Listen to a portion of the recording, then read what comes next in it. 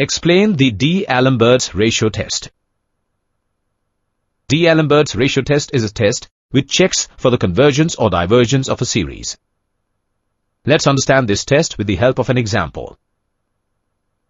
Consider a positive term series, where un is the nth term of the series, and un plus 1 is the n plus 1th term of the series.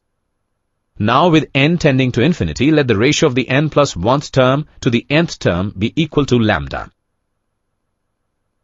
Evaluating this expression for some value of n, if we get the value of lambda less than 1, then the series is said to converge.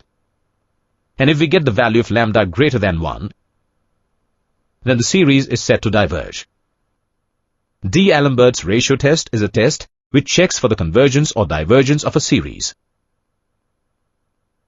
Thus, we can say that D'Alembert's test is a test which checks for the convergence or divergence of a series by evaluating the value of lambda. In this test, if the value of lambda is less than 1, then the series converges. And if the value of lambda is greater than 1, then the series diverges. Note that D'Alembert's ratio test fails when the value of lambda is 1. Related terms are